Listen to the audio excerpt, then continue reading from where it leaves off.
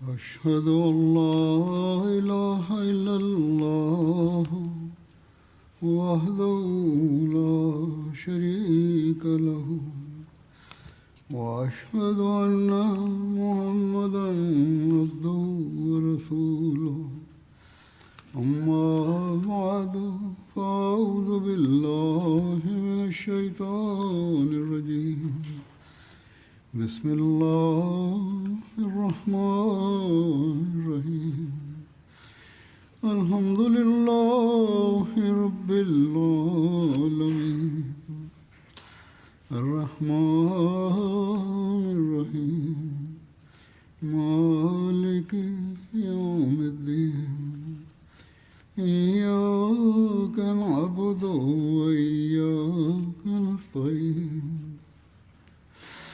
اهدنا الصراط المستقيم صراط الذين أنعمت عليهم غير المغضوب عليهم ولا الضالين. கடந்த ஞாயிற்றுக்கிழமை அல்லாஹ்வின் அருளால் UK ஆண்டு மாநாடு தன் நிறைவை எட்டியது. இந்த 3 நாட்களும் பெரும் அருள்கள் நிறைந்தவையாகவும் அல்லாஹ்வின் அருள்களை காட்டும் நாட்களாகவும் இருந்தன. அல்லாஹ் நம்மீது பெரும் கருணை காட்டியுள்ளான். இந்த 3 நாட்களில் அவன் தனது எண்ணற்ற அருள்களை நம்மீது பொழிந்தான். மாநாட்டை எல்லா வகையிலும் அருள் நிறைந்ததாக ஆக்கினான். மாநாடு நல்லபடியாகவும் சிறப்பானதாகவும் முடிவடைந்தது. அல்லாஹ்வின் அருளால் வானிலையும் நன்றாக இருந்தது. அனைத்து நிகழ்ச்சிகளும் மிகவும் சுமூகமாக நிறைவடைந்தன. மாநாட்டின் அடிப்படை நிகழ்வுகளான சொற்பொழிவுகள் மற்றும் பிற நிகழ்ச்சிகளை தவிர தப்லீக் மற்றும் அறிவு சார்ந்த நோக்கங்களுக்காக பல்வேறு துறைகள் ஏற்பாடு செய்திருந்த கண்காட்சிகளும் அல்லாஹ்வின் அருளால் அந்நியர்கள் மீது மிகவும் நல்ல தாக்கத்தை ஏற்படுத்தின. பல அகமதிகளுக்கும் தங்கள் அறிவை மேலும் பெருக்கிக் கொள்ள வாய்ப்பு கிடைத்தது. இதேபோல் MTA-வும் மாநாட்டு நிகழ்ச்சிகளின் இடைவேளைகளில் பல்வேறு அறிவு சார்ந்த நிகழ்ச்சிகளை காட்டி தகவல்களை வழங்கியது. இது மக்கள் மீது மிகவும் நல்ல தாக்கத்தை ஏற்படுத்தியது. மற்ற நாடுகளில் இருக்கும் அகமதிகளும் இதை மிகவும் விரும்பினர். இதிலும் பல புதிய விஷயங்கள் தெரிய வந்தன. அதேபோல் இந்த முறை MTA உலகின் சுமார் 56 நாடுகளில் உள்ள 119 மையங்களுடன் மாநாட்டை இணைத்தது. இந்த இணைப்பின் மூலமாக இரு தரப்பினரும் ஒருவரையொருவர் பார்க்க முடிந்தது. நாங்கள் இங்கிருந்து அவர்களை பார்க்க முடிந்தது. அவர்கள் அங்கிருந்து எங்களை நேரடியாக பார்த்து கொண்டிருந்தார்கள். அவர்கள் வெறுமனே தொலைக்காட்சி ஒளிபரப்பை கேட்கவில்லை, மாறாக நேரடி தொடர்பும் இருந்தது. இது மிகவும் ஆழமான நல்ல தாக்கத்தை ஏற்படுத்தியது. இந்த தாக்கத்தை இங்கு இருந்தவர்கள் உணர்ந்தது மட்டுமின்றி இங்குள்ள மக்களும் இதை மிகவும் விரும்பினர். பல்வேறு நாடுகளில் அமர்ந்து மாநாட்டை கேட்டவர்களின் உணர்வுகள் எவ்வாறானதாக இருந்தது என்றால், அவர்கள் மாநாட்டு திடலில் அமர்ந்து மாநாட்டை கேட்பது போலவே இருந்ததாக கூறினர். அவர்கள் ஆயிரக்கணக்கான மைல்கள் தொலைவில் அமர்ந்திருந்தனர். ஆனால் அல்லாஹ் இந்த ஊடகத்தின் மூலம் அவர்களுக்கு மாநாட்டை கேட்கும் நல்வாய்ப்பை வழங்கினான். அவர்கள் தங்களை அங்கேயே இருப்பதாக உணர்ந்தார்கள். இந்த புதிய கண்டுபிடிப்புகள் மூலம் உலகெங்கிலும் உள்ள அகமதிகளை ஒன்றிணைத்துள்ளான். எனவே இதுவும் அல்லாஹ்வின் அருள்களில் ஒரு மிகப்பெரிய அருளாகும். இதை அவன் அஹ்மதியா ஜமாத்தின் மீது பொழிந்துள்ளான். ஒரே சமூகமாக மாறும் இந்த காட்சி உலகில் வேறு எங்கும் காண கிடைக்காது. இந்த முறை பொதுவாக ஏற்பாடுகள் கடந்த ஆண்டுகளை விட மிகவும் சிறப்பாக இருந்ததாக பெரும்பாலான மக்கள் கூறியுள்ளனர். பலர் இதை வெளிப்படுத்தியுள்ளனர். இங்கு கலந்து கொண்டவர்களும் தொலைக்காட்சியில் பல்வேறு நாடுகளில் நிகழ்ச்சிகளை பார்த்தவர்களும் இதை கூறியுள்ளனர். ஒரு சிறப்பான சூழல் நிலவியது. இவை அனைத்தும் அல்லாஹ்வின் ஒரு சிறப்பான அருளாகும்.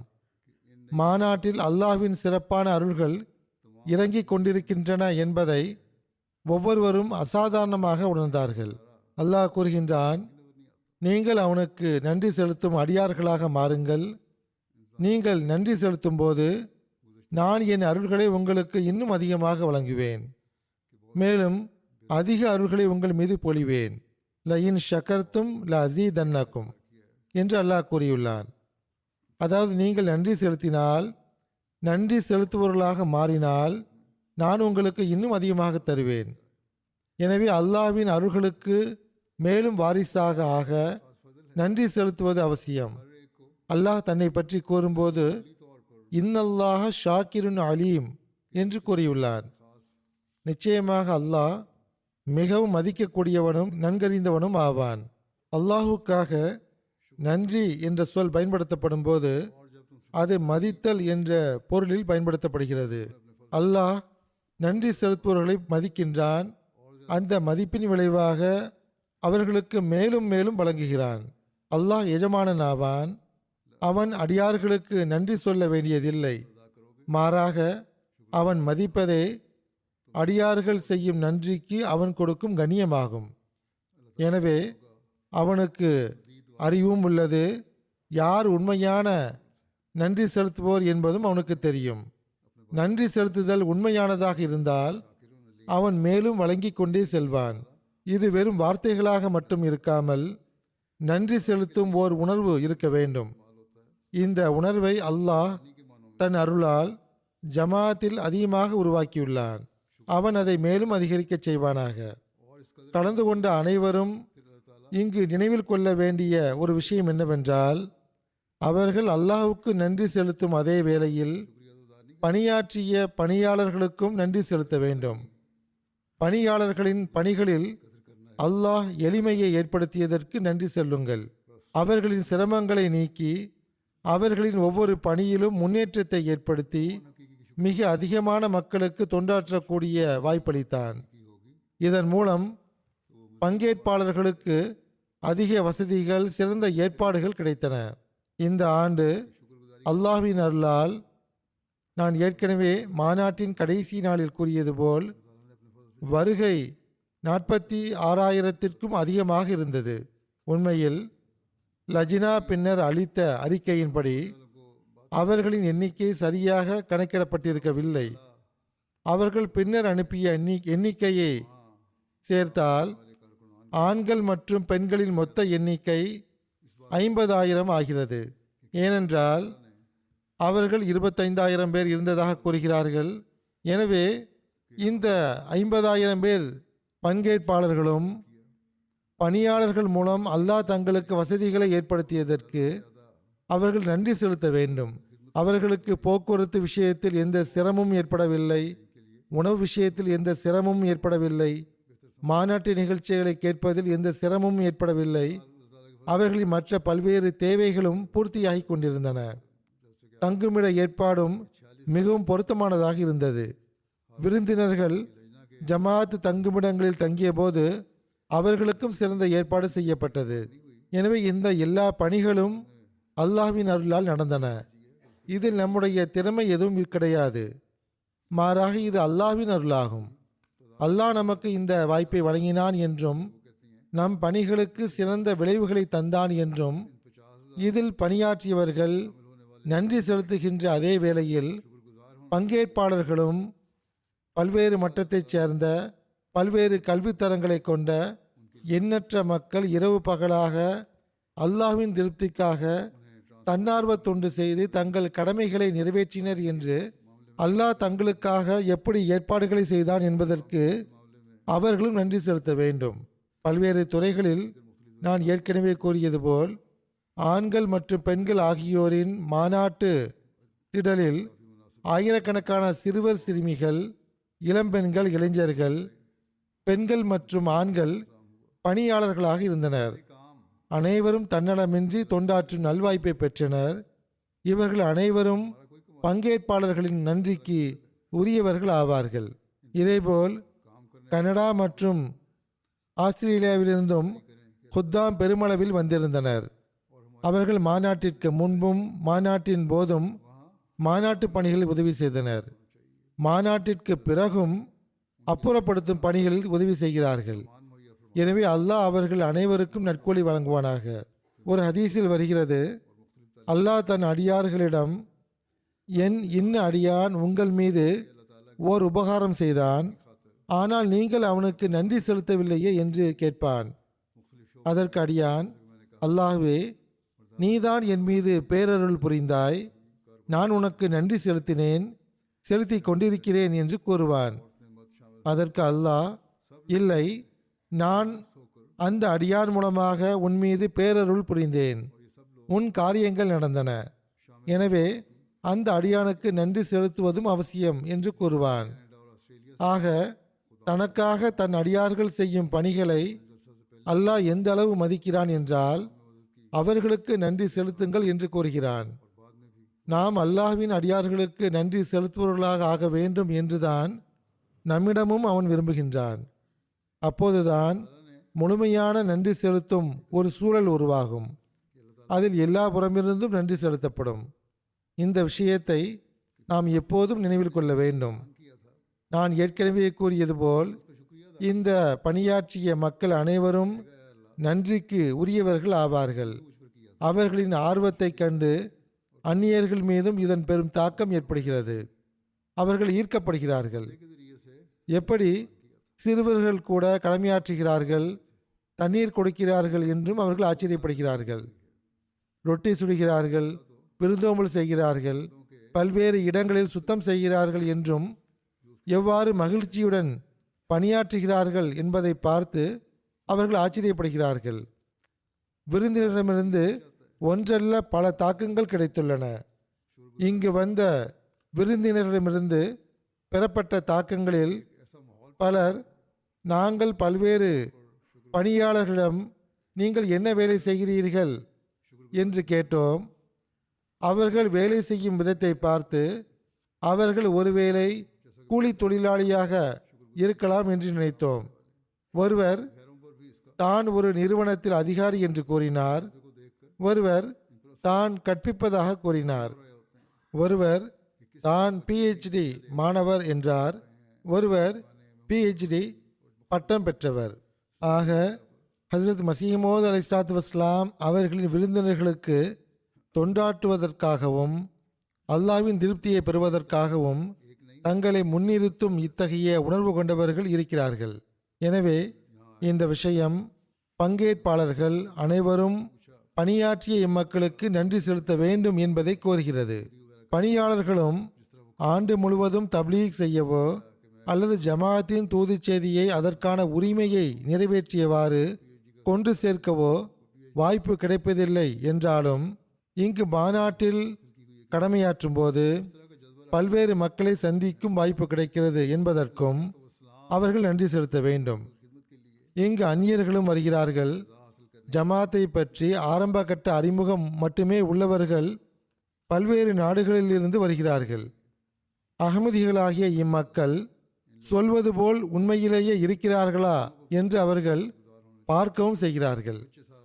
பல்வேறு தொழில்களைச் சேர்ந்த அந்த பணியாளர்கள் இப்படி வேலை செய்வதையும் ஒவ்வொருவரும் ஒரு சாதாரண தொழிலாளியின் வேலையை செய்வதை பார்க்கும்போது அது அவர்கள் மீது பெரும் தாக்கத்தை ஏற்படுத்துகிறது. இது ஒரு மௌனமான தப்லீக் ஆகும். அவ்விஷயத்தை அவர்கள் வெளிப்படுத்தியும் விடுகிறார்கள். அந்த வெளிப்பாட்டின் சில மாதிரிகளை நான் முன்வைக்கிறேன். ஏனென்றால் எண்ணற்ற முன்னுதாரணங்கள் உள்ளன. அல்லாஹ் மக்களின் உள்ளங்களில் எப்படி தாக்கத்தை ஏற்படுத்துகிறான் என்று எண்ணற்ற மக்கள் தம் கருத்துக்களை எனக்கு அனுப்புகிறார்கள். அவர்கள் மாநாட்டின் சொற்பொழிவுகளால் ஈர்க்கப்படும் அதே வேளையில் நம் பணியாளர்களின் பணிகளாலும் சிறு பிள்ளைகளின் நடவடிக்கைகளாலும் ஈர்க்கப்படுகிறார்கள். ஆக இது ஒரு மௌனமான தப்லீகும் இஸ்லாத்தின் உண்மையான செய்தியும் ஆகும். இது அஹ்மதியா ஜமாத்தின் மூலம் மக்களுக்கு சென்றடைகிறது. இதேபோல் புதிதாக வருபவர்கள், அதாவது ஜமாத்தில் இணைபவர்கள் அல்லது முதல் முறையாக இங்கு வருபவர்களும் ஊக்கமடைகிறார்கள். எப்படி மரியாதையுடனும் கண்ணியத்துடனும் தங்களுக்கு விருந்தோம்பல் செய்யப்படுகிறது என்பதையும் இங்குள்ள மக்கள் எப்படி தங்களுடன் பழகுகிறார்கள் என்பதையும் அவர்கள் பார்க்கிறார்கள். ஆக இது மிகவும் முக்கியமான விஷயமாகும். இதற்காக நாம் அனைவரும் அல்லாஹ்வுக்கு நன்றி செலுத்த வேண்டும். நான் ஏற்கனவே கூறியது போல் சில கருத்துக்களை இப்போது முன்வைக்கிறேன். ரோட்ரிக் ஐலாண்டின் காவல்துறை ஆணையர் மிஸ்டர் மனோஜ்லோஜ் மில்சன் அவர்கள் இங்கு வந்திருந்தார். அவர் கூறுகிறார், நான் காவல்துறை ஆணையராகவும் டிவிஷனல் கமாண்டராகவும் பல அரசு நிகழ்ச்சிகளிலும் சமூக நிகழ்ச்சிகளிலும் பங்கேற்றுள்ளேன். ஆனால் மாநாட்டின் நாட்களில் நான் கண்டது உண்மையிலேயே ஒரு முன்மாதிரியான விஷயம். அமைப்பு மற்றும் ஒழுங்கமைப்பின் ஒரு விலைமதிப்பற்ற பாடம் அது. 10,000 தன்னார்வலர்களின் இருப்பு ஒரு வினோதமான அற்புதமாகும். ஒவ்வொருவரும் இணையற்ற அர்ப்பணிப்புடன் தோளோடு தோள் சேர்த்து தொண்டாற்றினார். நான் ஒரு தன்னார்வலரை பார்த்தேன். அவருடைய கை காயமடைந்து கட்டப்பட்டிருந்தாலும் புன்னகையுடன் மற்றவர்களுக்கு சேவை செய்து கொண்டிருந்தார். மருத்துவர்கள், ஐடி வல்லுநர்கள், தொழிலதிபர்கள், PhD பட்டம் பெற்றவர்கள் ஆகியோரையும் சந்தித்தேன். அவர்கள் அனைவரும் பணிவுடனும் உறுதியுடனும் சேவை பணிகளை செய்து கொண்டிருந்தனர். எங்களை ஆண்டு மாநாட்டிற்கு அழைத்து சென்ற ஓட்டுநரிடம் அவருடைய தொழிலை பற்றி கேட்டபோது அவர் பயோகெமிஸ்ட்ரியில் PhD செய்திருப்பதாக கூறினார். அது என் மீது மிகவும் ஆழமான தாக்கத்தை ஏற்படுத்தியது. ஒரு கம்யூனிட்டியின் நோக்கத்திற்காக இத்தகைய கொள்கை பிடிப்பையும் பணிவையும் என் வாழ்வில் நான் ஒருபோதும் அனுபவித்ததில்லை. நிகழ்ச்சிகள் மிகவும் நன்றாக இருந்தன. பாதுகாப்பு ஏற்பாடு மிகவும் சிறப்பாக இருந்தது. ஒவ்வொரு விஷயமும் என் மீது ஓர் ஆழமான நீடித்த தாக்கத்தை ஏற்படுத்தியுள்ளது. நான் என் நாட்டிற்கு திரும்புகிறேன். ஆனால் என் சக காவல்துறை அதிகாரிகளுடனும் குடும்ப உறுப்பினர்களுடனும் பகிர்ந்து கொள்ள இங்கிருந்து நான் எடுத்துச் செல்லும் நிறைய நினைவுகள் என்னிடம் உள்ளன. பெல்ஜியத்தைச் சேர்ந்த ஜத்தூர் சாஹிப் எனும் ஒரு விருந்தினர், இவர் ஒரு மனித உரிமை அமைப்பான HRWF இன் பிரதிநிதி ஆவார், மாநாட்டில் கலந்து கொண்டு கூறினார், இந்த அசாதாரணமான கூட்டத்தின் ஒரு பகுதியாக இருப்பது எனக்கு உண்மையான மகிழ்ச்சியாக இருந்தது. இது ஒரு மறக்க முடியாத அனுபவமாக இருந்தது மட்டுமின்றி உங்கள் அன்பான வரவேற்பு மற்றும் சிறந்த விருந்தோம்பல் காரணமாக இது ஆழமான தாக்கத்தை ஏற்படுத்தும் அனுபவமாகவும் மாறியது. இவ்வளவு பெரிய அளவில் ஆயிரக்கணக்கான மக்கள் பல நாட்கள் பங்கேற்ற ஒரு கூட்டத்தை ஏற்பாடு செய்வது நிச்சயமாக ஒரு அசாதாரண வெற்றி. தன்னார்வலர்களுடன் உரையாடிய போது ஒவ்வொரு துறையும் பல மாதங்களுக்கு முன்பே ஆயத்தங்களை தொடங்குவதை அறிந்தேன். பொறுப்புகள் ஒதுக்கப்பட்டு தனிநபர்களுக்கு மிகவும் தெளிவாக பயிற்சி அளிக்கப்படுகிறது. நிர்வாக திறமை மட்டுமின்றி அதன் பின்னால் இருந்த நல்லொழுக்க அடிப்படையும் என்னை கவர்ந்தது. தர்பியத் கொடுக்கக்கூடியவர்கள் விதிகளை பற்றி விளக்குவதுடன் மனிதகுல சேவை, பணிவு மற்றும் ஒவ்வொரு விருந்தினருக்கும் மதிப்பளித்தல், கண்ணியமளித்தல் போன்ற விஷயங்களையும் வளர்த்தனர். இந்த விஷயங்கள் ஒவ்வொரு பொறுப்பிலும் தெளிவாக தெரிந்தன. கார் பார்க்கில் வழிகாட்டுபவர்கள், கழிப்பறையை சுத்தம் செய்பவர்கள், உணவு பரிமாறுபவர்கள், ரிஜிஸ்ட்ரேஷன் செய்பவர்கள் அல்லது செக்யூரிட்டியில் பேகை சோதனையிடுபவர்கள் என ஒவ்வொருவரும் தங்கள் பொறுப்பை கண்ணியத்துடனும் பரிவுடனும் நிறைவேற்றினர். ஜமாத் அல்லாத விருந்தினராக நான் மிகவும் ஒருங்கிணைந்த அமைப்பை கண்டேன். எந்த ஒரு பெரிய பிரச்சனையையோ மோதலையோ நான் பார்க்கவோ கேள்விப்படவோ இல்லை. இது உங்கள் ஜமாத் அமைதி மற்றும் அஹிம்சையின் நடைமுறை பயிற்சியை ஆழமாக உள்வாங்கியுள்ளது என்பதை காட்டுகிறது. பிறகு அவர் கூறுகிறார், நான் கண்ட ஒரு சிறப்பம்சம் கல்வி மற்றும் அறிவுசார் வளர்ச்சிக்கு உங்கள் ஜமாத் கொடுக்கும் முக்கியத்துவம் ஆகும். சிறப்பாக செயல்பட்ட மாணவர்களின் அறிவிப்புகள் மாநாட்டின் போது செய்யப்பட்டது. இது தனிப்பட்ட வளர்ச்சிக்கும் கல்விக்கும் மரியாதை அளிப்பதன் பிரதிபலிப்பாகும். பிறகு அவர் கூறுகிறார், நான் மாநாட்டின் போது பலமுறை உண்மையான பரஸ்பர அனுதாபத்தின் வெளிப்பாடுகளை கண்டேன். பெற்றோர்கள் தங்கள் குழந்தைகளிடம் காட்டும் பரிவு, குழு தலைவர்கள் தங்கள் அணியினரை கவனித்துக் கொள்வது, தன்னார்வலர்கள் விருந்தினர்களுக்கு தாமாகவே முன்வந்து உதவுவது, அவர்கள் அந்நியர்களாக இருந்தாலும் உங்களுக்கு என்ன சேவை செய்ய வேண்டும் என்று கேட்பது, பொதுவாக மக்கள் தங்கள் பொறுப்புகளுக்கு மேலாக தொண்டாற்றுவதை கண்டேன்.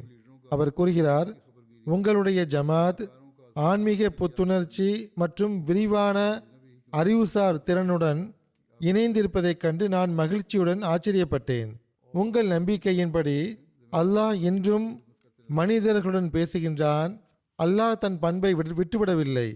மாறாக நல்ல தலைமை மற்றும் இறையறிவிப்பு மூலம் அல்லாஹ் தன் வேலையை தொடர்கிறான் என்பதை அறிந்து நான் மகிழ்ச்சியடைந்தேன். பிரேசிலின் மாகாண நாடாளுமன்ற உறுப்பினர் யூரா மோரா கூறுகிறார், மாநாட்டில் இஸ்லாத்தின் ஞானமிக்க போதனைகளை அறிந்து எனக்கு மனமார்ந்த மகிழ்ச்சி ஏற்பட்டது. தொழுகைகளின் காட்சி மிகவும் ஆத்மார்த்தமாக இருந்தது. அதேபோல் பாடப்பட்ட கவிதைகள் உள்ளத்தில் இறங்கிக் கொண்டே சென்றன. இது எனக்கு ஒரு மறக்க முடியாத அனுபவமாக இருந்தது. விருந்தோம்பல் குறித்த கலிஃபத்துல் மசி அவர்களின் சொற்பொழிவும் என் மீது தாக்கத்தை ஏற்படுத்தியது. இது ஒரு தற்காலிக ஏற்பாடு என்றும், ஆனால் 46,000 மக்கள் இங்கு கூடினர் என்பதும் ஆச்சரியமாக இருந்தது. சிறு குழந்தைகள் தாங்களாகவே மக்களுக்கு தண்ணீர் கொடுக்கும் தொண்டை செய்ய விரும்புவதை என் கண்களால் கண்டேன். படைப்பினங்களுக்கு தொண்டாற்றுவதும் தியாகத்தின் இந்த உணர்வும் தர்பியத் பெற்ற உள்ளங்களில் மட்டுமே இருக்க முடியும். அகமதிகள் உண்மையிலேயே நேசிக்கக்கூடியவர்கள் என்பதையும், மரியாதையுடைய களப்பற்ற மக்கள் என்பதையும், இந்த ஜமாத் மனிதர்களுக்கும் நாடுகளுக்கும் மதங்களுக்கும் இடையில் பிளவுகளை ஏற்படுத்துவதற்கு பதிலாக அன்புடனும் நேசத்துடனும் உள்ளங்களை இணைக்க கற்பிக்கிறது என்பதையும் கண்டு நான் ஈர்க்கப்பட்டேன். அஹ்மதிய ஜமாத் தான் கற்பிப்பதை செயல்படுத்தி காட்டுகிறது என்பது முற்றிலும் உண்மையாகும். இது உலகிற்கு ஓர் எடுத்துக்காட்டு ஆகும். அவர் கூறுகிறார், இந்த விஷயங்களை பார்த்து என் உள்ளத்திற்கு பெரும் பலம் கிடைத்துள்ளது. மனித குலத்தை பற்றிய என் எண்ணங்கள் இன்னும் மேம்பட்டுள்ளன. உங்கள் மார்க்கம் என் மார்க்கத்திலிருந்து வேறுபட்டிருக்கலாம். ஆனால் எவ்வாறு இருப்பினும் இது எவ்வாறான ஒரு மார்க்கம் என்றால், இது நிச்சயமாக மனிதர்களை பிரிப்பதில்லை, மாறாக இணைக்கிறது.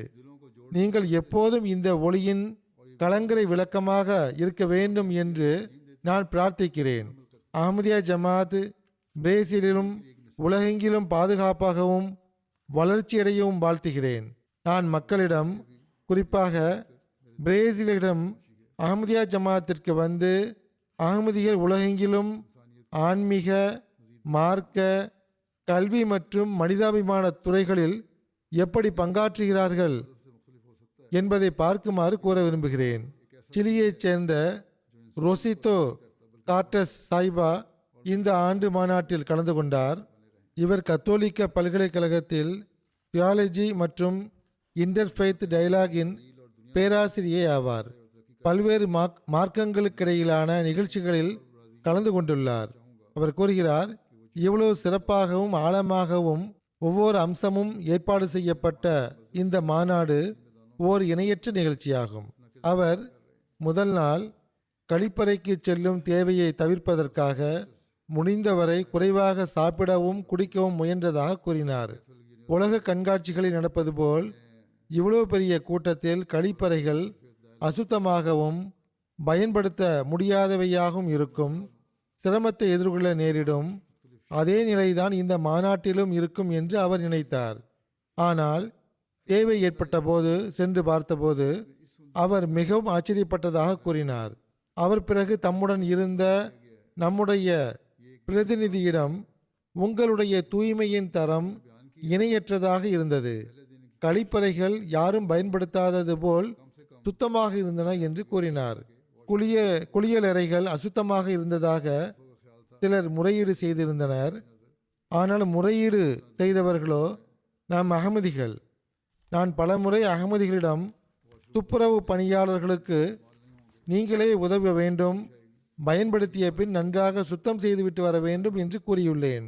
ஒவ்வொரு அகமதியும் இதில் கவனம் செலுத்தினால் இந்த தரம் மேலும் மேம்படும். இதேபோல் அவர் ஜமாத்தின் பரஸ்பர சகோதரத்துவம் மற்றும் ஒற்றுமையை பற்றி குறிப்பிடுகையில், லத்தீன் அமெரிக்காவிலிருந்து வந்த ஜமாத் அல்லாத விருந்தினர்களாகிய நாங்களும் உங்கள் பண்பில் கலந்துவிட்டோம். உங்கள் மாநாட்டு சூழலின் தாக்கத்தால் எங்களிடமும் அதே உணர்வு ஏற்பட்டுள்ளது. மாநாட்டிற்கு முன்பு நாங்கள் ஒருவரை ஒருவர் அறிந்திருக்கவில்லை. ஆனால் மாநாட்டின் காரணமாக இப்போது நாங்கள் ஒரு குடும்பம் போல் உணர்கிறோம் என்றார். பெனினில் இருந்து ஒரு பெண்மணி விருந்தினராக வந்திருந்தார். சாபே தாரோ சாஹிபா சமூக நலத்துறை அமைச்சராக இருந்துள்ளார். தற்போது தேசிய சட்டமன்ற தலைவரின் அரசியல் தொழில்நுட்ப ஆலோசகராக பணியாற்றுகிறார். அவர் கூறுகிறார், நான் ஆண்டு மாநாட்டில் பங்கேற்பது இதுவே முதல் அனுபவம். அஹமதியா முஸ்லிம் ஜமாத் மிகச் சிறப்பாக ஏற்பாடு செய்திருந்த இந்த ஆன்மீக கூட்டத்தில் கலந்து கொண்டதில் நான் மிகவும் நன்றியுள்ளவளாக இருக்கிறேன். எனக்கு மிகவும் உற்சாகத்துடன் வரவேற்பு அளிக்கப்பட்டது. சிறந்த ஒழுங்கமைப்பு இருந்தது. அனைத்து குழுக்களும் தத்தமது பங்கை ஆற்றின. கலிஃபத்துல் மசி அவர்களின் தூது செய்தி இந்த நிகழ்ச்சியை இன்னும் உயர்த்தியது. நான் இங்கிருந்து நிறைய கற்றுக்கொண்டு செல்கிறேன். ஆண்டு மாநாடு ஒற்றுமையின் ஒரு வெளிப்பாடாகவும் உள்ளது. இங்கு பல்வேறு மொழிகள் கலாச்சாரங்களைச் சேர்ந்த சகோதர சகோதரிகள் ஒன்று கூடி அல்லாஹ் மற்றும் திருக்குரானின் ஒரே தூது செய்தியில் இணைந்திருக்கின்றனர். பிறகு அவர் கூறுகிறார், நான் நன்றி தெரிவித்துக் கொள்கிறேன். தேசிய சட்டமன்ற தலைவர் சார்பாகவும் பெனின் மக்கள் சார்பாகவும் நன்றி தெரிவித்துக் கொள்கிறேன். எவர்கள் மிகவும் உற்சாகத்துடன் எனக்கான ஏற்பாடுகளை செய்தார்களோ, என்னை வரவேற்றார்களோ, என்னுடன் நல்ல முறையில் நடந்து கொண்டார்களோ அவர்களுக்கும் நான் நன்றி தெரிவித்துக் கொள்கிறேன்.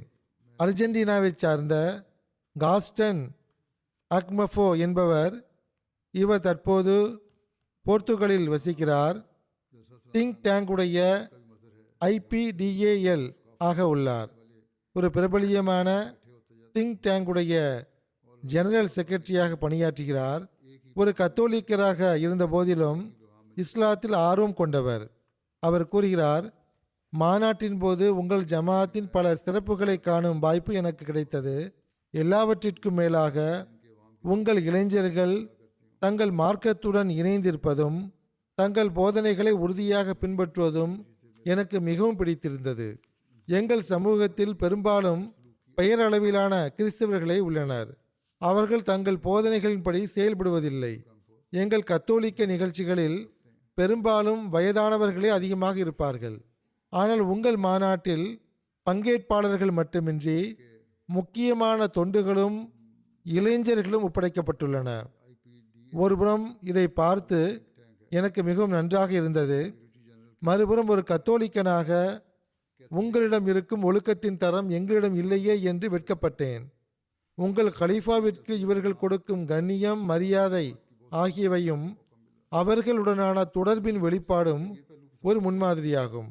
இத்தாலியில் இருந்து வந்திருந்த ஜார்ஜியா யாக்கோலே என்ற விருந்தினர் இத்தாலியில் உள்ள ஐரோப்பிய நாடாளுமன்றத்தின் அதிகாரப்பூர்வ தலைமை பொறுப்பின் இயக்குனர் ஆவார்.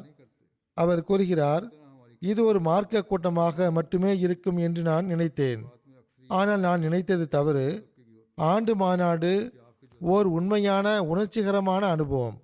அது ஆன்மாவில் ஆழமான தளத்தை பதிக்கிறது. நம்பிக்கை, சகோதரத்துவம் மற்றும் ஆன்மீகம் ஆகியவை ஒன்றாக உணரப்பட்டு பின்னி பிணைந்திருக்கும் ஓர் உலகிற்குள் நுழைந்தது போல் உணர்கிறேன். உலகின் பல்வேறு மூலைகளில் இருந்து ஆயிரக்கணக்கான மக்கள் ஒரே நோக்கத்திற்காக ஒன்று கூடியிருப்பதை காண்பதும் அல்லாஹுடனும் மனித குலத்துடனும் தம் உறவை வலுப்படுத்த கூடியிருப்பதை காண்பதும் என் மீது மிகவும் தாக்கத்தை ஏற்படுத்திய அனுபவமாக இருந்தது. என்னை மிகவும் கவர்ந்த விஷயம் அற்புதமான ஒழுங்கமைப்பும் அவை அனைத்தும் தன்னார்வலர்களால் செய்யப்படுவதும் ஆகும். அவர்களில் குழந்தைகள், இளைஞர்கள், ஆண்கள், பெண்கள் அனைவரும் இருந்தனர். அனைவரும் மிகவும் அன்பாகவும் நல்லொழுக்கத்துடனும் இருந்தனர். இது அஹமதியா ஜமாத்தின் உண்மையான செய்தியான அமைதி, தொண்டு மற்றும் தன்னலமற்ற அன்பின் ஒரு செயல் வரைபடமாக இருந்தது. என் இதயத்தில் பதிந்த எப்போதும் நினைவிருக்கும் ஒரு தருணம் நான் பங்கேற்ற துவா நிகழ்ச்சியாகும். அந்த அமைதி ஆழமான அர்த்தமும் தொடர்பும் நிறைந்ததாக இருந்தது. என்னை பொறுத்தவரை ஆண்டு மாநாடு ஒரு நிகழ்ச்சி மட்டுமின்றி சுய பரிசோதனை செய்து கொள்ளும் ஓர் அழைப்பாகவும் மற்றவர்களிடம் நடந்து கொள்வதை பற்றி சிந்திக்கும் ஓர் அழைப்பாகவும் இருந்தது. ஆக அந்நியர்கள் மீதும் அதன் தாக்கம் இவ்வாறு ஏற்படுகிறது.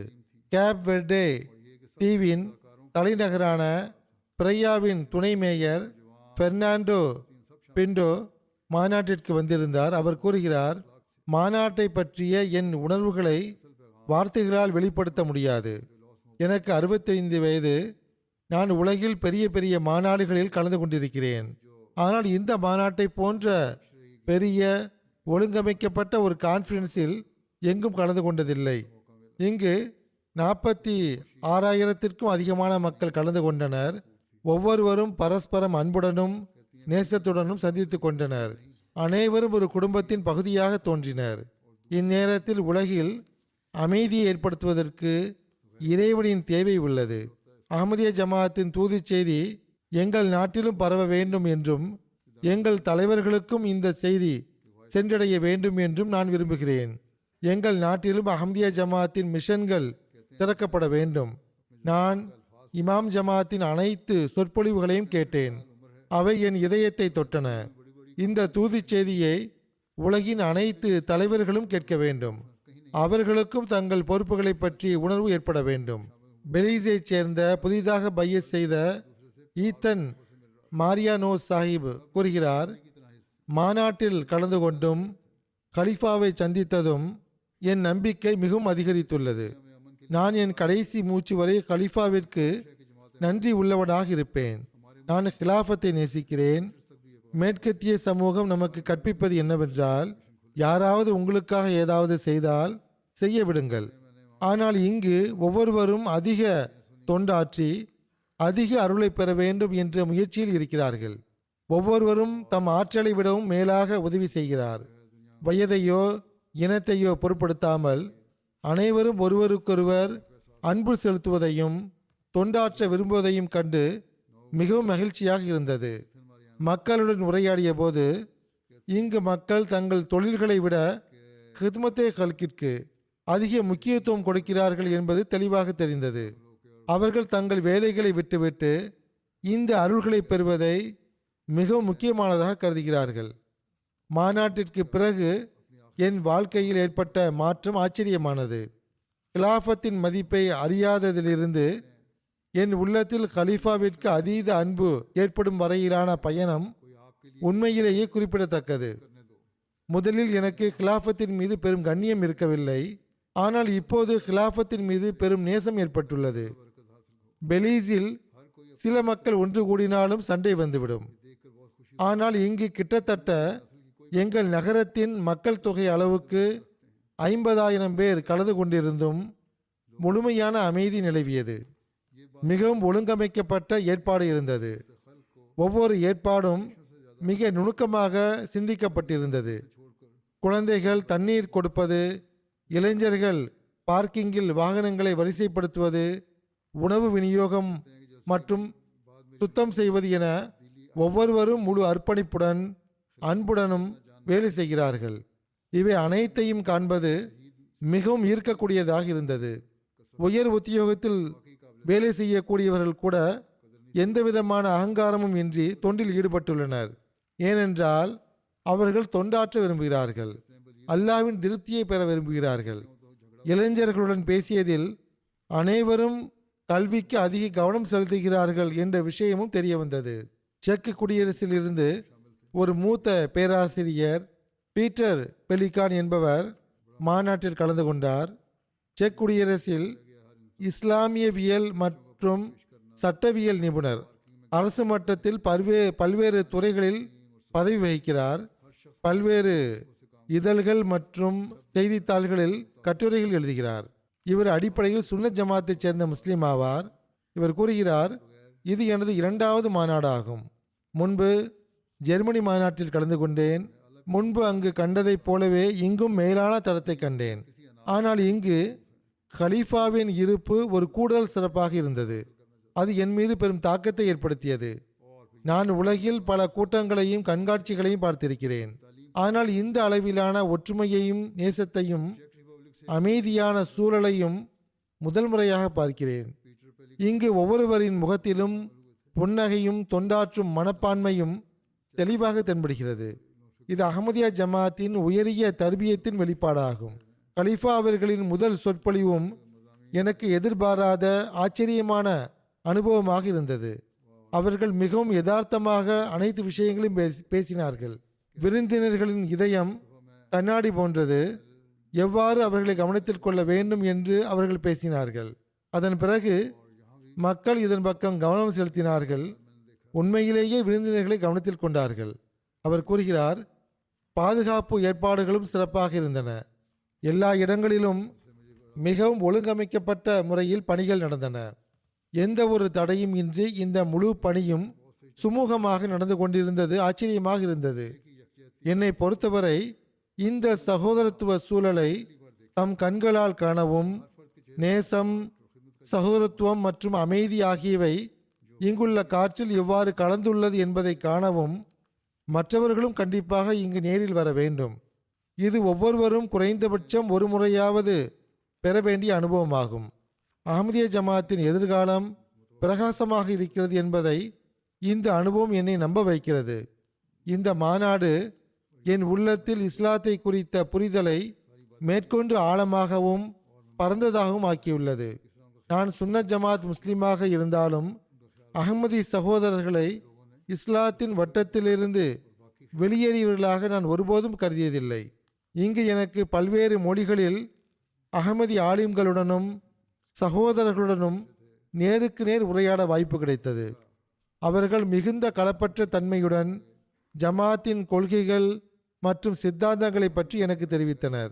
இது எனக்கு ஒரு முஸ்லீமாக மட்டுமின்றி செக் குடியரசில் ஒரு பேராசிரியராகவும் மிகவும் முக்கியமானது. தன்னார்வலர்களிடமும் பேச எனக்கு வாய்ப்பு கிடைத்தது. அவர்களில் வயதானவர்களும் இருந்தார்கள், இளைஞர்களும் இருந்தார்கள். இந்த சேவையை ஏன் செய்கிறீர்கள் என்று நான் அனைவரிடமும் கேட்டேன்.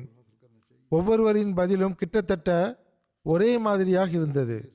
அதாவது, நாங்கள் இந்த சேவையை அல்லாஹ்வின் திருப்திக்காகவும் மசீஹ் அலைஹிஸ்ஸலாத்து வஸ்ஸலாம் அவர்களின் விருந்தினர்களுக்காகவும் எங்களது ஆன்மீக வளர்ச்சி மற்றும் சீர்திருத்தத்திற்காகவும் செய்கிறோம் என்று கூறினர். ஒரு பணியாளர் கடந்த 15 ஆண்டுகளாக இந்த துறையில் தாம் தொண்டாற்றி வருவதாகவும் சிறு வயதிலிருந்தே ஒவ்வொரு ஆண்டும் மாநாட்டின் நாட்களில் ஹஸ்ரத் மசீஹ் அலைஹிஸ்ஸலாத்து வஸ்ஸலாம் அவர்களின் விருந்தினர்களுக்கு தொண்டாற்றுவதற்காக தன்னை அர்ப்பணித்து வருவதாகவும் தெரிவித்தார்.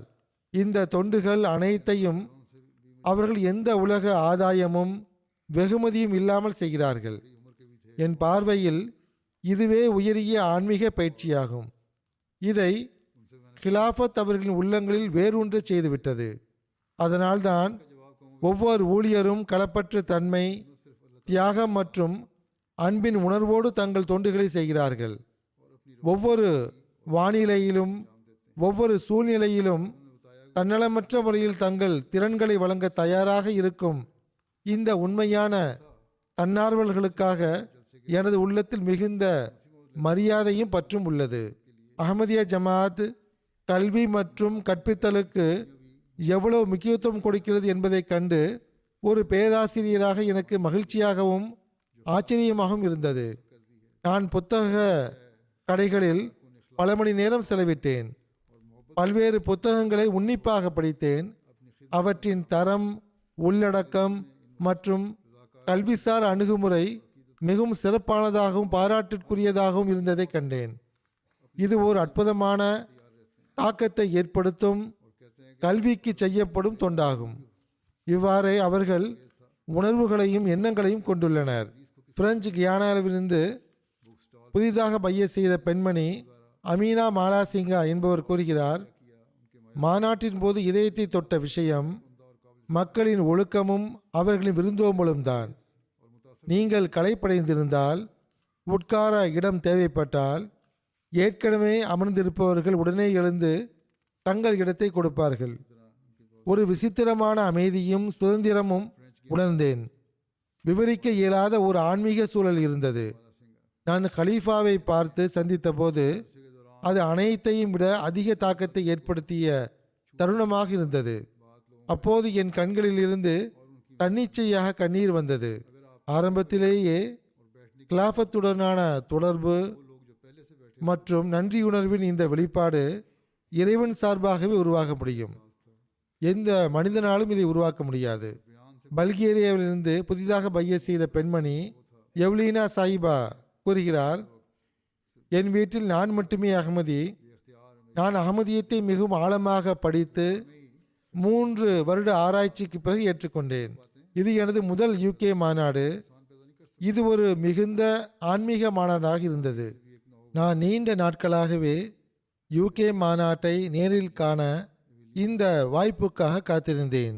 ஏனெனில் இது இங்குள்ள மிகப்பெரிய மாநாடாகும். அத்துடன் கலிஃபத்துல் மசீஹ் அவர்கள் நேரில் கலந்து கொண்டு உரையும் நிகழ்த்துகிறார்கள். இந்த அருளுக்குரிய நாட்களில் நான் ஓர் இணையற்ற ஆன்மீக சூழலை உணர்ந்தேன். மேலும் அதன் அங்கமாக ஆகும் நல்வாய்ப்பு கிடைத்தது.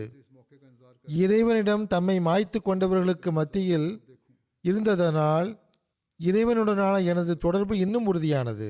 சகோதரத்துவ உணர்வு, உயரிய நல்லொழுக்கம் மற்றும் ஆன்மீக தரம் ஆகியவை எல்லா விஷயத்திலும் தென்பட்டது. அவை என் உள்ளத்தில் ஆழமான தாக்கத்தை ஏற்படுத்தின. இந்த மகத்துவமிக்க மாநாட்டை நடத்துவதற்காக அயராது உழைத்த அனைத்து பணியாளர்களுக்கும், தன்னார்வலர்களுக்கும், அமைப்பாளர்களுக்கும் நான் என் உள்ளத்தின் ஆழத்திலிருந்து நன்றி கூற விரும்புகிறேன். எனது அனுபவம் மிகவும் அற்புதமாக இருந்தது. எந்த அளவு நுணுக்கமான முறையில் விருந்தினர்களின் வசதியும் ஓய்வும் கவனத்தில் கொள்ளப்பட்டது என்பதை கண்டு நான் பெரும் தாக்கத்திற்குள்ளானேன். இந்த அருளுக்குரிய மாநாட்டின் நிறைவுக்கு பிறகு நான் என் வீடு திரும்பும்போது முன்பை விட உறுதியான நம்பிக்கையுடனும் சரியான அறிவுடனும் உண்மையான இஸ்லாத்துடன் எனது தொடர்பு உள்ளது என்ற உறுதியுடனும் திரும்புவேன். ஹஸ்ரத் நபியல் நாயகம் ஸல்லல்லாஹு அலைஹி வஸல்லம் அவர்களால் வாக்குறுதி அளிக்கப்பட்ட ஹஸ்ரத் மஸீஹ் மவ்ஊத் அலைஹிஸ்ஸலாத்து வஸ்ஸலாம் அவர்களின் வருகையை பற்றி கலிஃபத்துல் மஸீஹ் அவர்கள் ஆற்றிய உரை எனக்கு மிகவும் தாக்கத்தை ஏற்படுத்திய தருணமாகும். நான் ஏற்கனவே இந்த கருத்தை பற்றி சிந்தித்திருந்தாலும் கலிஃபத்துல் மஸீஹ் அவர்களின் வார்த்தைகள் எனக்கு புதிய அகப்பார்வையையும் இதற்கு முன்பு எனக்கு தோன்றாத புதிய கோணங்களையும் காட்டின.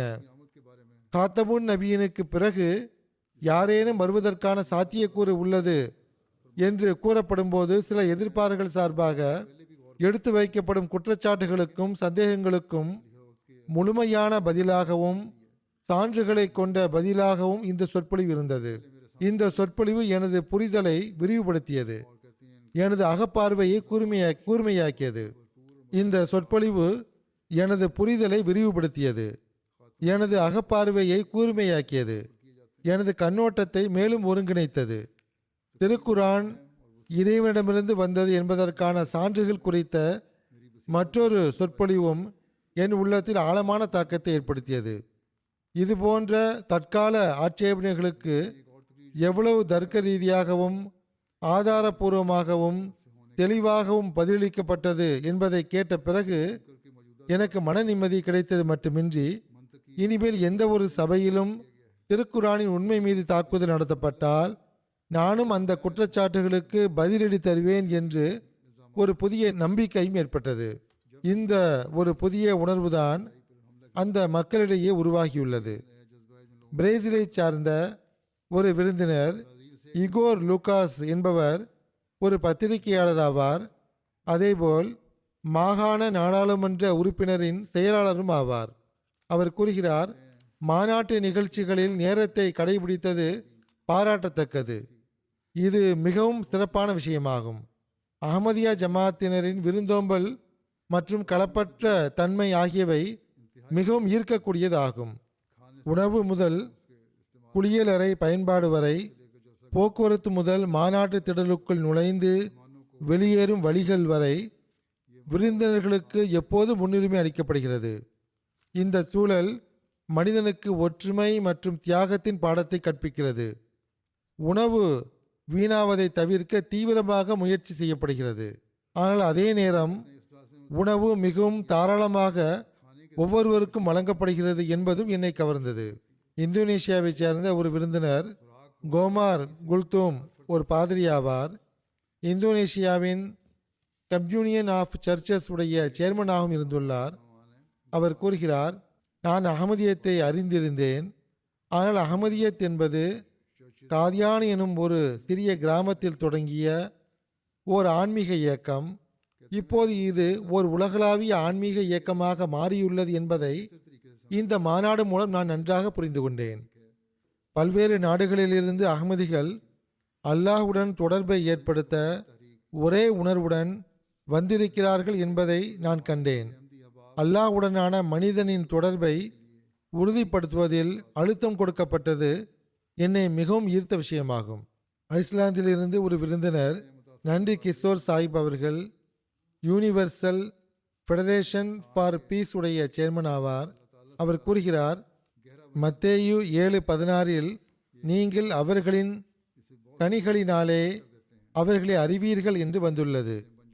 இந்த சொற்கள் 2025 ஆண்டு மாநாட்டின் போது எனக்கு மிகவும் தாக்கத்தை ஏற்படுத்திய உயிருள்ள உண்மையாக வெளிப்பட்டது.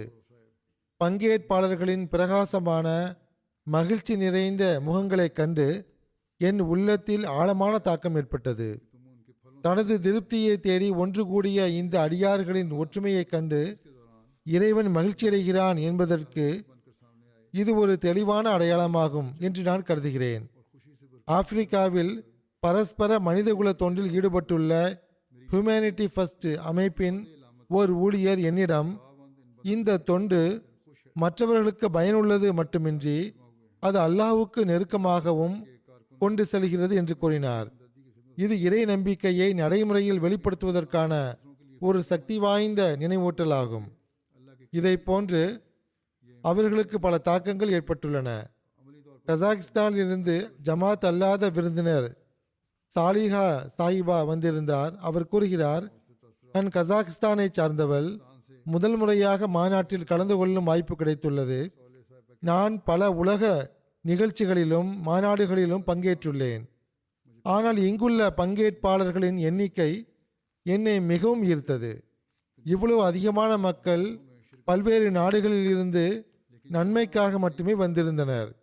அவர்களின் நோக்கம் நன்மையின் வார்த்தைகளை கேட்பதும் உலகில் மக்கள் அமைதியுடனும் இணக்கத்துடனும் எப்படி வாழ வேண்டும் என்பதும் வெறுப்பு உணர்வுகளை உலகிலிருந்து எப்படி அகற்றுவது என்பதும் உலகில் அன்பு மற்றும் நேசத்தை எப்படி மேலோங்கச் செய்வது என்பதுமே ஆகும்.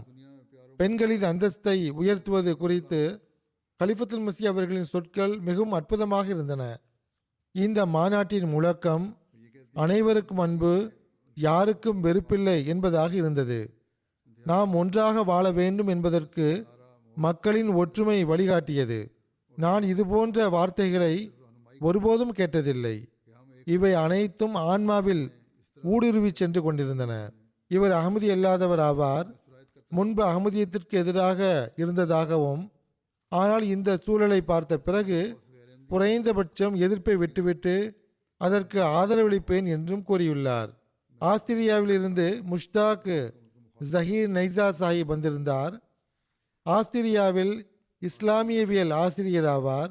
அவர் கூறுகிறார், ஆண்டு மாநாட்டில் நான் எல்லா இடங்களிலும் மோமீன்களை பார்த்தேன். எல்லோரும் மிகவும் நட்பாக இருந்தனர். இஸ்லாத்தின் தொண்டுக்கு ஒரு சிறப்பான உணர்வை கொண்டிருந்தனர். கலிஃபத்துல் மஸீஹ் அவர்களின் சொற்களில் நான் மிகவும் ஈர்க்கப்பட்டேன்.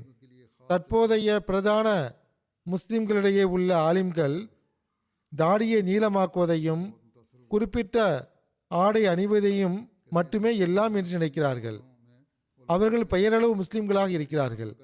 ஆனால் அஹமதியா ஜமாத் மட்டுமே உண்மையான உள்ளத்துடன் இஸ்லாத்திற்கு தொண்டாற்றுகிறது. இன்னும் 200 வருட காலத்தில் இது உலகின் மீது வெற்றி கொண்டு விடலாம். நான் சுன்னத் ஜமாத்தைச் சேர்ந்த ஒரு முஸ்லீம் ஆவேன். ஆனால் அஹமதியா ஜமாத்தின் தோற்றுனர் உண்மையிலேயே ஒரு புனிதமான ஆளுமையாக இருந்தார்கள் என்று நான் நம்புகிறேன். அவர்கள் அக்காலத்தின் முஜதிதாக இருந்தார்கள் என்று எனக்கு தோன்றுகிறது. இங்கு வரை அவர் ஒப்புக்கொண்டார். அவர் மேற்கொண்டு கூறுகிறார், ஆனால் நான் இன்னும் இதை பற்றி சிந்தித்து ஆராய்ந்து கொண்டிருக்கிறேன். அவர்களை வாக்களிக்கப்பட்ட மசீயாகவும் உறுதிமொழி வழங்கப்பட்ட மஹதியாகவும் ஏற்றுக்கொள்வதில் எனக்கு இன்னும் கொஞ்சம் தயக்கம் உள்ளது.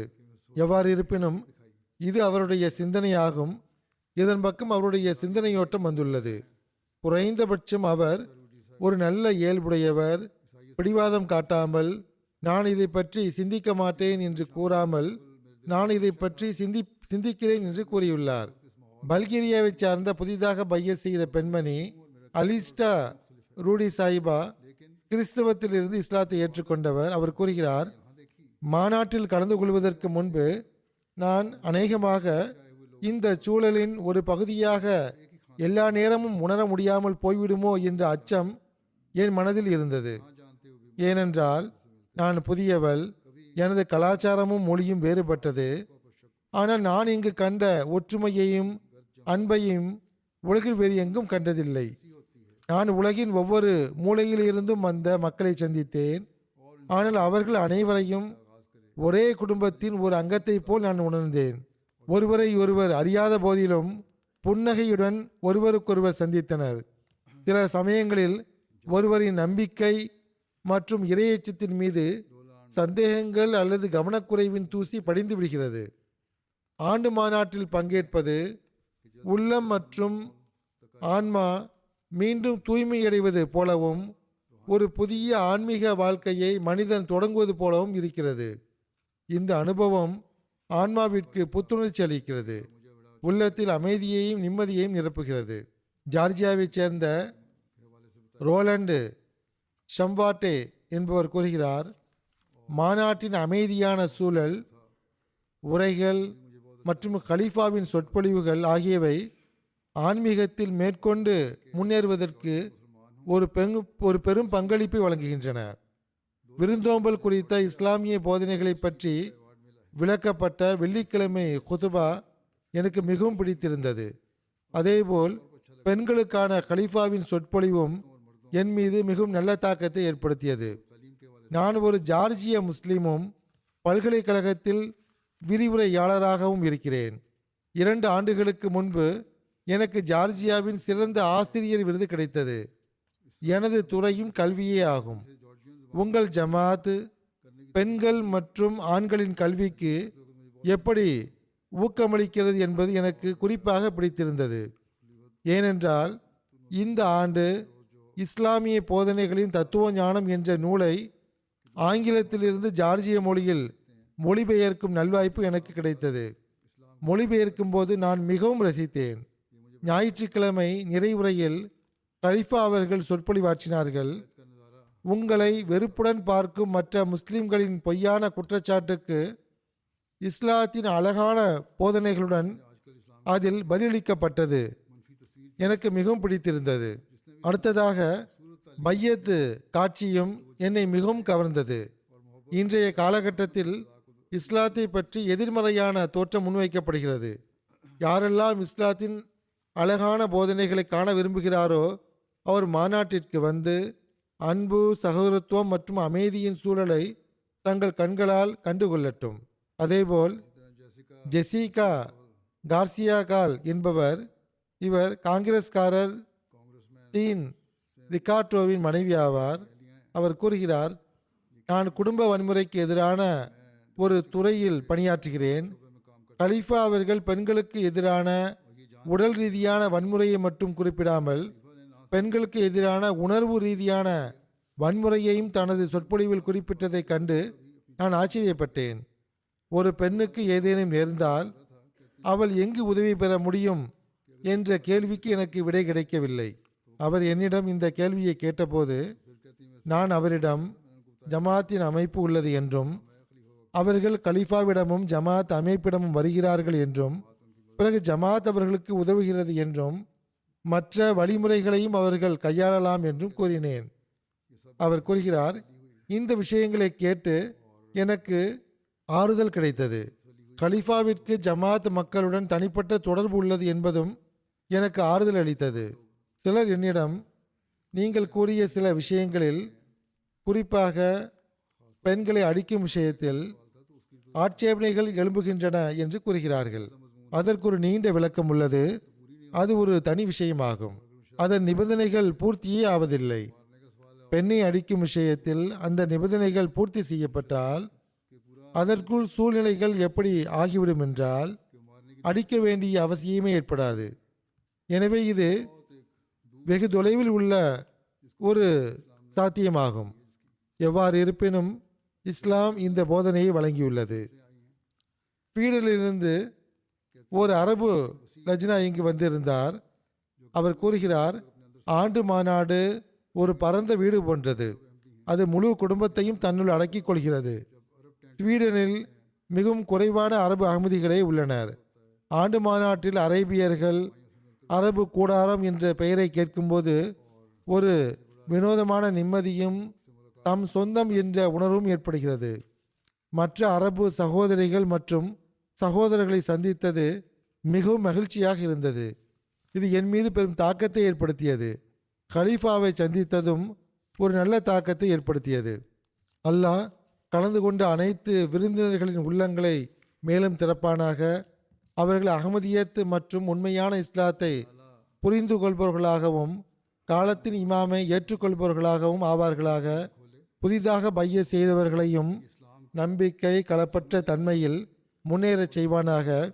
அதேபோல் ஒவ்வொரு அகமதிக்கும் மாநாட்டில் அவர்கள் பார்த்த கேட்ட நிகழ்ச்சிகளை பின்பற்றுபவர்களாகவும் அதை தங்கள் வாழ்க்கையின் அங்கமாக ஆக்குபவர்களாகவும் உலகை விட மார்க்கத்திற்கு முன்னுரிமை கொடுப்பவர்களாகவும் இருக்கவும் இந்த உணர்வு எப்போதும் நிலைத்திருக்கவும் அல்லாஹ் நல்வாய்ப்பளிப்பானாக. மாநாட்டின் அருள்களிலிருந்து ஒவ்வொரு அகமதியும் எப்போதும் பயனடைந்து கொண்டிருக்கட்டுமாக. தம் நப்சையும் தம் சூழலையும் சீர்திருத்துவதற்காக முழுமையாக முயற்சி செய்பவர்களாகவும் அவர்கள் இருப்பார்களாக. மாநாட்டை குறித்த பத்திரிகை அறிக்கைகளையும் சுருக்கமாக தருகிறேன். இத்தாலிய பத்திரிகைகளில் அறிக்கைகள் வெளியிடப்பட்டுள்ளன. ஆண்டு மாநாட்டின் சில முக்கிய அமர்வுகளை ஐரோப்பிய நாடாளுமன்றத்தின் அதிகாரப்பூர்வ செய்தி நிறுவனமான யூரோப் கம்யூனிகேஷன் நியூஸ் ஏஜென்சி நேரடியாக ஒளிபரப்பியது. மேலும் பல்வேறு நேர்காணல்களை ஒளிபரப்பி வெளியிட்டுள்ளது. இதுவரை 60 செய்தித்தாள்கள் மற்றும் பிற செய்தி நிறுவனங்களில் மாநாட்டை பற்றிய அறிக்கைகள் வெளியிடப்பட்டுள்ளன. ஆன்லைன் இன்ஃப்ளூயன்சர் எனது ஒரு தூதுச் செய்தியையும் வழங்கியுள்ளனர். இத்தாலியில் இருந்து வந்த 2 பத்திரிகையாளர்கள் அவர்களின் சமூக ஊடகங்களில் கிட்டத்தட்ட 1/2 மில்லியன் பின்தொடர்பவர்களை கொண்டவர்கள் ஜமாத்தை பற்றி நேர்மறையான முறையில் அறிக்கை அளித்துள்ளனர். ஜமாத் பிரஸ் அண்ட் மீடியா பிரிவின் பணியின் கீழ் ஆன்லைன் இணையதளத்தில் சுமார் 50 மில்லியன் மக்கள் பார்த்துள்ளனர். கிட்டத்தட்ட 49 இணையதளங்கள் உள்ளன. அச்சு ஊடகங்களில் பத்திரிகைகளில் 17 கட்டுரைகள் வெளியிடப்பட்டுள்ளன. 20 மில்லியன் மக்கள் பார்த்தனர், படித்தனர். ரேடியோவில் 25 நிகழ்ச்சிகளில் ஆண்டு மாநாட்டு நிகழ்ச்சிகள் உள்ளடக்கமாக ஒளிபரப்பட்டன. ரேடியோவில் 25 நிகழ்ச்சிகளில் ஆண்டு மாநாட்டு நிகழ்ச்சிகள் உள்ளடக்கமாக ஒளிபரப்பப்பட்டன. கேட்பவர்களின் எண்ணிக்கை 20 மில்லியனாக இருந்தது. தொலைக்காட்சியில் மாநாட்டின் கவரேஜ் வழங்கப்பட்டது. தொலைக்காட்சி சேனல்களை பார்ப்பவர்களின் எண்ணிக்கை சுமார் 5 மில்லியன் ஆகும். அதேபோல் ஊடக நிறுவனங்கள், பத்திரிகையாளர்கள் மற்றும் பொது நபர்கள் மத்தியில் சமூக ஊடகங்களில் இது தொடர்பாக அதிகமான அளவில் எழுதப்பட்டுள்ளது. சமூக ஊடகங்கள் மூலமாக 14 மில்லியன் வரை இந்த செய்தி சென்றடைந்துள்ளது. அல்லாஹ்வின் அருளால் அனைத்தையும் சேர்த்தால் சுமார் 100 மில்லியன் மக்களை இந்த செய்தி சென்றடைந்துள்ளது. பிரபலியமான ஊடக நிறுவனங்களில் ITV, LBC, the Times, the Guardian, Telegraph, Daily Mail, Independent, BBC Arabic 21, Daily Express, London Evening Standard மற்றும் நியூ அரபு ஆகியவை இதில் அடங்கும். அதேபோல் இன்னும் பல ஊடகங்களுக்கும் செய்தி சென்றடைந்துள்ளது. எம்டிஏ ஆப்பிரிக்கா மூலம் பல்வேறு சேனல்களில் எனது சொற்பொழிவுகள் ஒளிபரப்பப்பட்டன. 50க்கும் மேற்பட்ட அன்பர்கள் ஆண்டு மாநாட்டின் ஒளிபரப்புகளை பார்த்த பிறகு பைய செய்தனர். ஆண்டு மாநாட்டின் ஒளிபரப்புகள் 22 தேசிய மற்றும் பிராந்திய தொலைக்காட்சி சேனல்களில் ஒளிபரப்பப்பட்டன. 304 மணி நேர ஒளிபரப்பு நடந்தது. 65 மில்லியன் மக்கள் வரை செய்தி சென்றடைந்துள்ளது. மாநாடு தொடர்பான வானொலி நிலையங்களில் 91 வெவ்வேறு அறிக்கைகள் ஒளிபரப்பப்பட்டன. இதன் மூலம் 16 மில்லியன் மக்களை செய்தி சென்றடைந்தது. ஊடக நிறுவனங்கள் மற்றும் இதர ஊடகங்கள் மூலம் 47 அறிக்கைகள் ஒளிபரப்பப்பட்டன. இதன் மூலம் 150 மில்லியன் மக்கள் வரை செய்தி சென்றடைந்தது. MTA ஆப்பிரிக்காவின் தாக்கங்கள் குறித்து இவ்வாறு வருகிறது. மாலியின் ஓர் இடத்தின் முபல்லிக் எழுதுகிறார், மாநாட்டின் 3வது நாளில் ஒரு ஆத்மார்த்தமான காட்சியை காண முடிந்தது. காலையில் மழை பெய்து கொண்டிருந்தது, அதுவும் கனமழை. இன்று பள்ளிவாசலுக்கு யாரும் வரமாட்டார்கள் என்று தோன்றியது. ஆனால் உலகளாவிய பையத்திற்கு சிறிது நேரத்திற்கு முன்பு சில அன்பர்கள், அவர்களில் சிலர் புதிதாக பைய செய்தவர்களும் இருந்தனர், மழையில் நடந்தோ அல்லது சைக்கிளிலோ பள்ளிவாசலை வந்தடைந்தனர். அவர்கள் முற்றிலும் நனைந்திருந்தனர். அவர்களிடம் முபல்லிக் சாஹிப் அவர்கள், நீங்கள் வீட்டிலிருந்தே வானொலியில் கேட்டிருக்கலாமே, இவ்வளவு மழையில் வந்திருக்கிறீர்களே என்று கேட்டார். அதற்கு புதிதாக பைய செய்த ஒருவர், நாங்கள் வீட்டில் இருந்து கேட்டிருக்கலாம் தான், ஆனால் கலிஃபத்துல் மஸீஹ் அவர்களை எங்கள் கண்களால் பார்த்திருக்க முடியாது. இதில் இருக்கும் மகிழ்ச்சி வேறு எதிலும் இல்லை. உலகளாவிய பையத்தின் ஒளியையும் அருள்களையும் நான் இழக்க விரும்பவில்லை. அதனால்தான் நான் மழையில் நனைந்த போதிலும் பள்ளிவாசலுக்கு வந்தேன் என்று பதிலளித்தார். அல்லாஹ் அவர்கள் அனைவரின் ஈமானையும் உறுதித்தன்மையும் மேலும் அதிகரிப்பானாக. தொழுகைக்கு பிறகு நான் ஒரு ஜனாசா காயிப் தொழுகையையும் தொலை வைப்பேன். காசாவைச் சேர்ந்த மதிப்பிற்குரிய அப்துல் கரீம் ஜமால் யூதே சாஹிப் அவர்களுடைய ஜனாசாவாகும். கடந்த நாட்களில் இஸ்ரேலிய இராணுவத்தின் துப்பாக்கிச் சூட்டில் இவர் ஷஹீத் ஆனார்கள். இன்னா லில்லாஹி வ இன்னா இலைஹி ராஜிஊன். மர்ஹூமுடைய சகோதரர் கூறுகிறார், மர்ஹூமுக்கு 45 வயது, திருமணமானவர், 4 மகள்களும் 2 மகன்களும் உள்ளனர். மூத்த மகனுக்கு 16 வயது, இளைய குழந்தைக்கு 2.5 வயது. அவர் காசா பகுதியில் ஜபாலியா என்ற இடத்தில் வசித்து வந்தார். ஒரு பழமைவாத முஸ்லிம் குடும்பத்தில் வளர்ந்தார். 11ஆம் வகுப்புக்கு பிறகு வீட்டின் செலவுகளுக்காக தந்தைக்கு உதவ தந்தையுடன் கட்டட வேலையில் சேர்ந்தார். 11 சகோதரிகளில் அவர் 2ஆமவராக இருந்தார். பின்னர் அவர் ஒரு உலோக பட்டறையையும் திறந்தார். அது இஸ்ரேலிய தாக்குதலின் போது தகர்க்கப்பட்டது. 2013இல் தனது சகோதரர் மூலம் ஜமாத்துடன் அறிமுகமானார். அந்த சமயத்தில் பையத்தும் செய்துவிட்டார். ஜமாத்துடன் அவர் நிலையான தொடர்பில் இருந்தார். நன்கு செயலாற்றும் உண்மையான மனிதராக இருந்தார். ஜமாத்துடனான தொடர்பு காரணமாக காசா பாதுகாப்பு அமைப்புகள் பலமுறை அவரிடம் விசாரணை செய்தன. பல வகையான விசாரணைகளை அவர் எதிர்கொள்ள வேண்டியிருந்தது. ஆனால் அவர் தனது கருத்துக்களை மாற்றவில்லை, ஜமாத்தை விட்டு பின்வாங்கவில்லை. தொடர்ந்து ஜமாத்துடன் தொடர்பையும் உறவையும் தொடர்ந்தார். 2025இல் ஆக்கிரமிப்பு இராணுவம் அவரது வீட்டை தகர்த்தது. அதன் பிறகு வாடகை வீட்டில் அவர் வசித்து வந்தார். சமீபத்தில் காசா பகுதியில் ஏற்பட்ட பஞ்சத்திற்கு பிறகு உதவி பொருட்கள் விநியோகிக்கப்படும் இடத்திற்கு மர்ஹூம் சென்றார். அங்கு மாவு போன்ற உதவி பொருட்கள் உள்ளே செல்ல இராணுவம் அனுமதித்திருந்தது. அதனால் கூட்டம் ஒன்று கூடியது. இக்கூட்டம் இஸ்ரேலிய இராணுவத்தின் நெருக்கமான பகுதிகளுக்கு சென்றடைந்தது. இஸ்ரேலிய இராணுவம் நிராயுதபாணியான அந்த மக்கள் மீது கடுமையான துப்பாக்கிச்சூடு நடத்தியது. அதில் என் சகோதரருக்கு அருகில் இருந்த ஒருவருக்கு காயம் ஏற்பட்டது. என் சகோதரர் அவருக்கு உதவ முயன்ற போது என் சகோதரரின் மார்பில் ஒரு குண்டு பாய்ந்தது. அவர் அந்த இடத்திலேயே ஷஹீதாகிவிட்டார். எனது சகோதரர் எந்த காயமடைந்த நபருக்கு உதவி செய்யும் போது ஷஹீத் ஆனாரோ அந்த நபர் என்னிடம், உங்கள் சகோதரர் ஷஹாதத்திற்கு முன்பு 3 முறை கலிமா கூறினார். அவர் நபி ஸல்லல்லாஹு அலைஹி வஸல்லம் மற்றும் நபிமார்களின் வழிமுறைப்படி மரணமடைந்தார் என்று கூறினார். அவர் சையீதினா முஹம்மது ஸல்லல்லாஹு அலைஹி வஸல்லம் அவர்களின் மார்க்கத்தின் மீதும் இமாம் மஹதியின் பையத்தின் மீதும் நிலைத்திருந்தவாறு மரணமடைந்தார் என்பது எங்களுக்கு ஆறுதலாக உள்ளது. அவர் அல்லாஹ்வின் அருளால் களப்பற்றவராகவும் உண்மையான மக்களில் ஒருவராகவும் இருந்தார். ஹியூமனிட்டி ஃபர்ஸ்ட் யூகேவின் பொறுப்பாளர் டாக்டர் ஹஃபீஸ் சாஹிப் கூறுகிறார், நவம்பர் 2021இல் ஹியூமனிட்டி ஃபர்ஸ்ட் சுற்றுப்பயணத்தின் ஒரு பகுதியாக காசாவிற்கு சென்றபோது அங்கு அப்துல் கரீம் சாஹிப்பை சந்தித்தேன். அவரை மிகவும் களப்பற்ற அர்ப்பணிப்புள்ள அகமதி முஸ்லிமாக கண்டேன். அல்லாஹ் அவருடைய அந்தஸ்துகளை உயர்த்துவானாக, அவருடைய குழந்தைகளை தன் பாதுகாப்பில் வைப்பானாக. और इनके बच्चों को अपनी हिफाजत में रखे.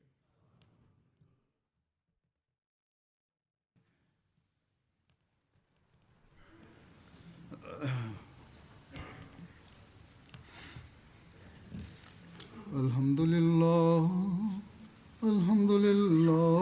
نحمده ونستعينه ونستغفره ونؤمن به ونتوكل عليه ونعوذ بالله من شرور أنفسنا ومن سيئات أعمالنا من يهده الله فلا مضل له ومن يضلله فلا هادي له ونشهد أن لا إله إلا الله ونشهد أن محمدا عبده ورسوله.